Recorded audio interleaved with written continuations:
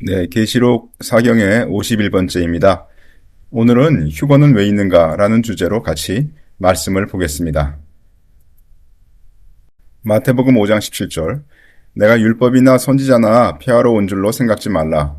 폐하러 온 것이 아니요 완전케 하려 함이로라. 이 말씀은 주님께서 율법을 온전히 해석하여서 그것을 그리스도인의 강령으로 삼겠다는 그런 뜻이 아닙니다. 오히려 구약은 주님을 증거하는 것이기 때문에 주님께서 위 본문에서 내가 라고 말씀하신 분은 바로 주님 아닙니까? 그러니까 주님께서 율법을 완전히 이루실 것을 말씀하신 겁니다. 이게 제자들에게 제자들 너희가 율법을 완전케 하라 이렇게 말씀하신 게 아니라는 거죠. 만약 주님께서 율법을 완전히 이루셨다면 우리는 주님으로 말미암아 율법에서 벗어나서 구원을 받은 것이 되는 것입니다. 만약 어떤 사람이 말하기를 우리 믿는 사람이 아직도 율법 아래 있다고 말한다면 그 말은 주님께서 율법을 완전히 이루지 못하셨다고 말하는 것과 같습니다. 이해가 가십니까? 어떤 사람이 나 아직 율법 아래 있다 이렇게 말을 한다면 그 사람은 주님이 죄인이라고 말하는 것과 같다는 겁니다. 율법을 완전히 이루지 못하신 그런 분이라고 생각하는 것과 같다는 거죠. 만약에 예수님께서 율법을 다 이루시지 못하셨다면 그분께서는 십자가를 통해서 율법을 폐하실 수 없었을 것입니다. 만약에 어떤 사람이 그리스도로 말미암아 율법이 폐해지지 않았다고 말을 한다면 그리스도께서 율법을 온전히 이루지 못했다고 하는 것과 같습니다.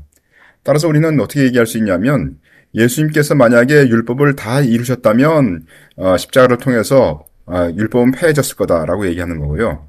만약에 예수님이 율법을 다 지키지 못하고 죄를 지었다면 그러면 우리는 아직도 율법 아래에 있다라고 말하는 것과 같다는 것을 우리가 알아야 되겠습니다. 다시 마태복음 5장 17절 보겠습니다. 내가 율법이나 선지자나 폐하러 온 줄로 생각지 말라. 폐하러 온 것이 아니요 완전케 하려 함이로라 이렇게 되어 있는데요. 이게 우리나라 말이 좀 뉘앙스가 틀려서 그런데 얼핏 보면은 이것이 주님께서 율법의 의미를 더욱 완전히 알려주시겠다고 하는 말씀으로 오해할 수가 있습니다. 우리나라 성경만 보면 그렇게 오해하는 분들이 있을 수가 있죠. 그러나 이 말씀은 율법과 선지자에서 예수님께 관한 것들에 대해서 말한 것을 주님께서 성취하신다 하는 그런 뜻입니다. 그래서 주님께서 율법을 성취할 거다. 그것을 성취하지 못하고 그냥 놔두는 것이 아니라 주님께서 구약에서 주님에 관해서 말씀하신 그런 부분들을 다 이룰 것이다. 다 이 땅에서 성취할 거다. 이렇게 말씀하시는 것이라고 우리가 봐야 됩니다. 예, 여기 그 완전케 한다는 그 말, 그 원어가 플레이로우인데요. 이 플레이로우라는 이 단어의 뜻에 대해서 잠깐 살펴보시면은요. to make full, to fill up, 즉 to fill to the full 이렇게 돼가지고 이것은 채운다 이런 말이 있고요. 또 to render full, 즉 to complete 이렇게 돼 있어가지고 완성한다 이런 뜻이 있습니다. 그리고 거기에 대해서 조금 더 보시면은요, 그게 완료한다 또는 달성한다, 또는 bring to realization, 다시 말해서 실현한다 이런 뜻이 있는 것을 알 수가 있겠습니다. 이 단어에 대해서 킹 제임스 버전이 어떻게 번역하고 있느냐 하는 것을 보시면은요, fulfill, 완성한다 이런 뜻이 있고요. 또 fill, 채운다 이런 뜻이 있고요. be full, complete, and, 그래서 어떤 것을 완성한다, 이렇게 번역되어 있는 것으로 되어 있습니다. 이 플레이로라는 단어가 쓰인 곳을 한번 보시면은요, 마태복음 1장, 이 모든 일에 된 것은 주께서 선지자로 하신 말씀을 이루려, 이때 이루려가 바로 플레로입니다. 이루려 하심이니 가라사대. 여기 보시면 이제 옛날에 구약에서 하나님께서 말씀하신 거, 그 성경에 있는 말씀을 이루려, 이루어진다 이런 얘기죠. 그렇게 하심이다 이렇게 되어 있는 것을 알 수가 있고요. 마태복음 2장, 헤롯이 죽기까지 거기 있었으니 이는 주께서 선지자로 말씀하신 바 애굽에서 내 아들을 불렀다 함을 이루려 하심이니라. 이것도 좀 전에 마태복음 1장에 있는 상황과 같은 얘기죠. 그래서 구약에서 하나님께서 말씀하신 것을 이룬다 하는 그런 의미가 되겠습니다. 또 18절에 보시면 라마에서 슬퍼하며 크게 통곡하는 소리가 들리니 라헬이 그 자식을 위하여 애곡하는 것이라.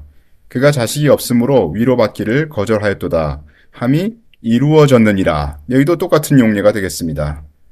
또 23절에 보시면 나사렛이란 동네에 와서 사니 이는 선지자로 하신 말씀에 나사렛 사람이라 칭하리라 하심을 이루려 함이로라. 그래서 여기 지금 제가 보여드린 이 네 가지 용법이 다 구약에 하나님께서 말씀하신 것들을 신약에 와서 이제 이루게 되는 그런 과정을 말씀하시고 있는 것이죠. 계속해서 이 단어가 쓰인 곳을 보겠습니다. 마태복음 3장 예수께서 대답하여 가라사대 이제 허락하라 우리가 이와 같이 하여 모든 의를 이루는 것이 합당하니라 하신대 이에 침례 요한이 허락하는지라. 그래서 여기 보면 예수님께서 침례 받으실 때 상황인데요. 여기도 마찬가지로 모든 의를 이룬다 이렇게 되어 있어가지고 그 의를 완성한다 이런 뜻으로 되는 것을 알 수가 있습니다. 마태복음 4장 이는 선지자 이사야로 하신 말씀을 이루려 하심이라. 여기도 옛날에 구약 성경에 말씀하신 것을 이제 완성한다 하는 이런 뜻으로 되어 있는 것이죠. 그리고 마태복음 8장 이는 선지자 이사야로 하신 말씀에 우리 연약한 것을 친히 담당하시고 병을 짊어지셨도다 함을 이루려 하심이더라. 여기도 옛날 구약 성경에 있는 말씀을 이제 그대로 실현한다 하는 그런 뜻으로 쓰인 것을 알 수가 있습니다. 마태복음 12장 또한 이방들이 그 이름을 바라리라 함을 이루려 하심이니라. 이것도 마찬가지죠. 그래서 구약 성경에 있는 말씀들을 이루는 장면들이 계속 나오고 있습니다. 마태복음 13장 35절 이는 선지자로 말씀하신 바 내가 입을 열어 비유로 말하고 창세부터 감추인 것들을 드러내리라 함을 이루려 하심이니라. 여기도 마찬가지죠. 그래서 제가 이 플레로라는 단어가 나온 곳을 마태복음에서만 하나도 빼놓지 않고 지금까지 찾아본 겁니다. 다시 말해서 마태복음 처음부터 13장 35절까지 해서 플레로라는 이 단어는 모두 예언의 말씀을 성취하는 것으로 나왔다 하는 것을 알 수가 있죠. 물론 우리가 마태복음 3장 15절에서 침례 요한이 예수님께 침례를 주는 그 장면에서 예수님께서 이와 같이 하여 모든 의를 이루는 것이 합당하니라 이것을 구약의 성취라고 보기는 힘들겠죠. 이 장면만 빼놓고 여태까지 나온 모든 것에서는 구약에 있는 말씀들을 성취하는 그런 말씀으로 우리가 봐야 되겠습니다. 물론 마태복음 3장 15절에 그 주님께서 침례 받은 그때에도 모든 의를 이룬다 이것이 모든 의를 완성한다 하는 뜻이지 모든 의를 완전케 한다 이런 뜻은 아닌 것으로 우리가 이해를 하면 되는 것이죠. 따라서 마태복음 5장에 주님께서 말씀하셨던 그 용법, 다시 말해서 내가 율법이나 선지나 폐하러 온 줄로 생각지 마라. 그것을 완전케 하려 함이다. 이때 이 완전이라는 말은 우리나라 말에서는 그게 율법의 내용을 조금 더 컴플릿하게 하고 그걸 세세히 율법의 정신이나 이런 것들을 말씀하셔서 도대체 율법이 원래 뜻이 무엇인가 이런 걸 말씀하신 거다. 이렇게 생각할지도 몰라도 그게 아니라는 겁니다. 그게 아니고 구약 성경에서 주님께서 이 땅에 오셔서 하실 것들에 대해서 말씀하신 것을 주님께서 이제 오셔가지고 완성시키겠다. 다시 말해서 그것을 실현시키겠다. 내가 그대로 그 예언된 모든 것들을 성취하겠다. 라고 말씀하시는 것임을 알 수가 있는 것이죠. 아주 분명한 사실입니다. 완전케라고 하는 이 말은 주님께서 오심으로써 주님께 관한 말씀들을 주님께서 성취하심을 말씀하시고 있는 것입니다. 특별히 여기서 예수님께서 이루시겠다는 것을 말씀하신 것이지 제자들에게 너희가 이루어라 라고 하시지 않으심을 주의해야 합니다. 왜냐하면 그 구약에 있는 말씀들 자체가 우리들이 뭘 할 거다라고 얘기한 것이 아니라 주님께서 이렇게 하실 거다라고 말씀하신 것이기 때문이죠. 또 이제 마태복음 5장 18절 보겠습니다. 진실로 너희에게 이르노니 천지가 없어지기 전에는 율법의 1.1획이라도 반드시 없어지지 아니하고 다 이루리라. 여기 그 이루리라 하는 단어는 그 원어에 보시면 기노마이라는 이 단어에서 나온 것인데요. 이 기노마이라는 단어가 쓰인 곳을 한번 보시면은요. 마태복음 1장 22절. 이 모든 일에 된 것은, 여기 됐다는 말이 바로 기노마이입니다. 이 모든 일에 된 것은 주께서 선지자로 하신 말씀을 이루려 하심이니 가라사대. 그래서 이 보시면은 여기 모든 일에 됐다 하는 것은 모든 일이 이루어진 것을 얘기하고 있는 겁니다. 실현된 것을 얘기하고 있는 것이죠. 그래서 이것은 예수님께서 율법을 다 지키심으로써 그것이 사실로서 실행되었음을 말하는 겁니다.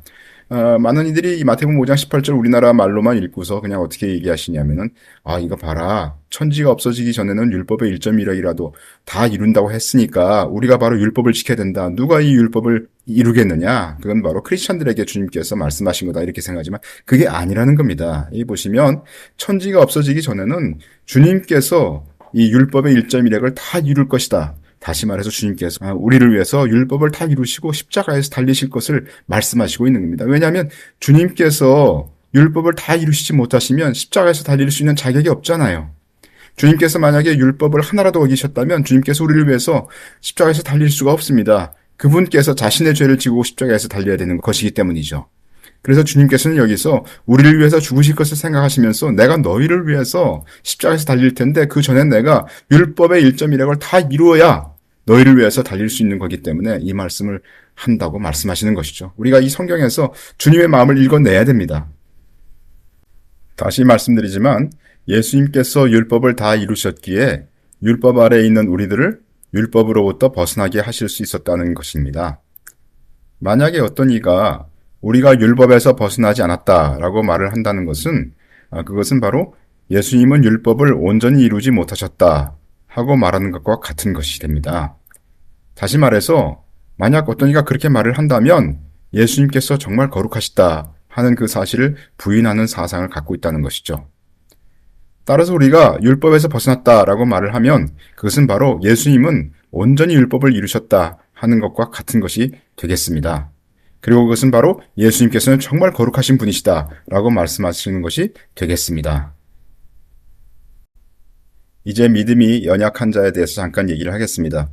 로마서 14장 믿음이 연약한 자를 너희가 받되 그의 의심하는 바를 비판하지 말라 이렇게 되어 있는데요.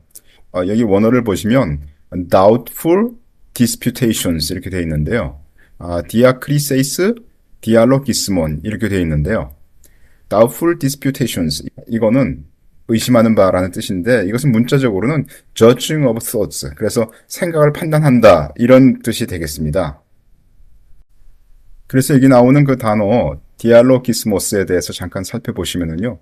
그것은 스스로 신중히 생각한다 또는 그 생각이나 내면적 추론을 얘기를 하고요.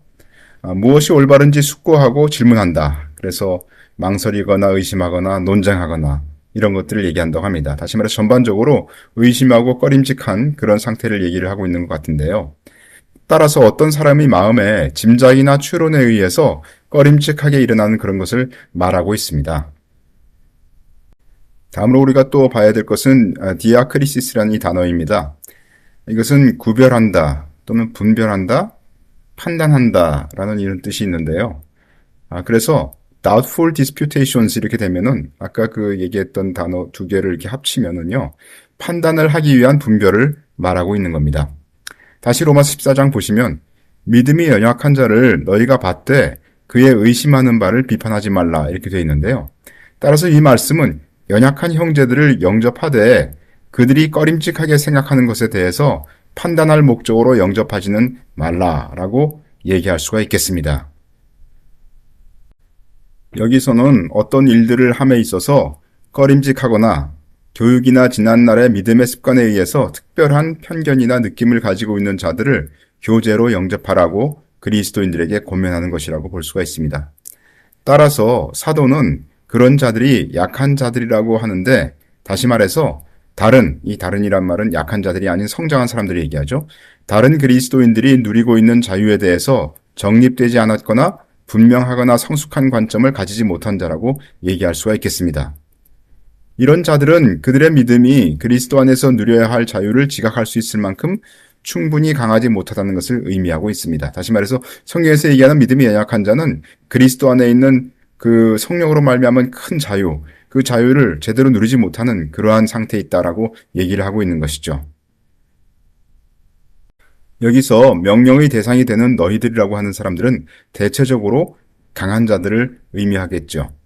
왜냐하면 강한 자들은 음식물에 관한 이전의 구약 성경의 규례를 문자적으로 지키기를 거부하고 또한 어떤 특정 음식을 피하는 일에서 자유로웠기 때문입니다. 그러므로 믿음이 강한 자들은 믿음이 약한 자들을 받아들여야 했습니다. 즉 약한 형제가 꺼려하는 일들을 비판 내지는 판단함으로써 그 형제를 받아들이는 일을 방해하면 안 된다 하는 의미에서 이 조건을 도입한 것이죠. 아울러서 이 구절은 강한 자들이 누리는 내적 자유에 대한 외적 표현을 약한 자들에게 강요하는 것에 대해서는 찬성하지 않는 바울의 모습을 잘 보여주고 있습니다. 어떤 형제가 도덕적으로 잘못된 일이 아니지만 마음에 꺼림직하게 느끼는 일에 대해서 거칠거나 화난 태도로 그를 비난하는 것은 점점 더 그를 꺼림직하게 느끼게만 할 뿐입니다. 그를 따뜻하게 맞이하고 교제 가운데 받아들이고 그와 같이 자유롭고 친절하게 얘기하고 잘 해주는 것이 훨씬 그의 의심하는 것, 다시 말해서 꺼림직하게 느끼는 것을 극복하게 만드는 것이죠. 의심하는 형제를 우리가 생각하는 것처럼 이끌어 올리는 데에는 그렇게 하는 것이 훨씬 더 지혜로운 길이라고 주석은 권면하고 있습니다. 믿음이 강한 자는 율법에서 자유함으로 돼지고기를 먹는 것에 대해서 아무런 마음의 거리낌 없이 자유한 가운데 먹을 수가 있습니다.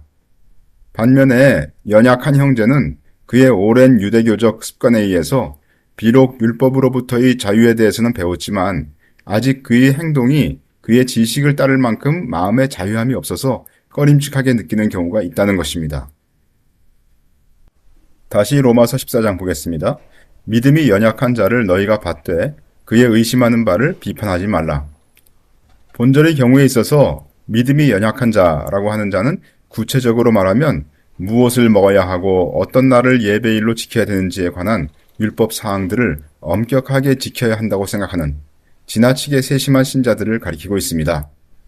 즉 교회 내부에서 유대적 요소를 지키기를 주장하는 자를 말하고 있습니다. 따라서 여기서의 믿음이 연약한 자는 유대인으로서 예수님을 믿은 자를 말하는 것인데 아직 유대인의 습관에 젖어 있어서 율법에서 벗어나 그리스도 안에서의 자유를 누리는 데 있어서 연약한 자를 말하고 있습니다.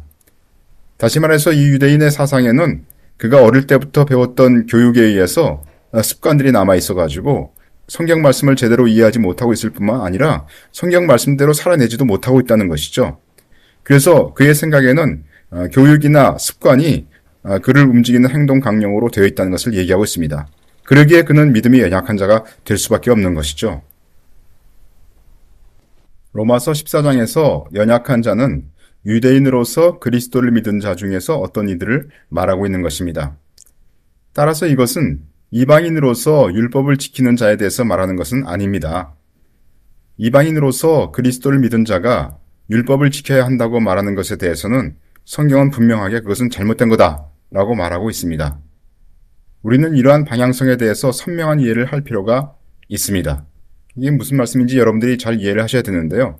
로마서 14장에서 얘기하는 연약한 자는 그 당시에 유대인이면서 그리스도를 믿은 자를 얘기를 하고 있습니다. 그래서 그가 어릴 때부터 자, 안식일을 지켜라, 또 돼지고기는 먹지 말라 이런 것들을 습관적으로 배우지 않았습니까? 그런데 이제 그리스도 안에서 예수 그리스도께서 주신 그 자유를 듣다 보니까 이게 안식일은 우리가 문자적으로 지키는 것이 아니고 그리스도 안에 있는 안식인 것을 말하고 있는 것이고 또 그렇기 때문에 안식일날 우리가 예배를 드리는 것이 아닌 것을 그가 알게 되었고요. 그뿐만 아니라 이제 하나님께서 이 돼지고기를 먹지 말라 한 것도 믿지 않는 비그리스도인들과 교제할 수 없다라는 것을 말씀하신 것을 알게 되어서 그가 이제는 돼지고기를 먹을 수 있는 자가 됐다는 것을 배웠음에도 불구하고 그런 것들로부터 자유함을 누리지 못하는 그런 유대인들에 대해서 얘기를 하고 있다는 겁니다. 그렇지만 우리들은 원래부터 이방인이고 유대인이 아니었기 때문에 우리가 만약에 그 당시의 유대인들처럼 안식일을 지켜야 된다 또는 돼지고기를 먹지 말아야 된다라는 그런 교훈을 얘기를 한다고 한다면 그것은 로마서 14장에서 얘기하는 그런 자에 해당되는 것이 아니라 율법을 지켜야 된다고 주장하는 그런 자가 되는 것이고 그런 사람들에 대한 문제는 갈라디아서에서 바울이 다시 따로 얘기한 것을 알 수가 있습니다.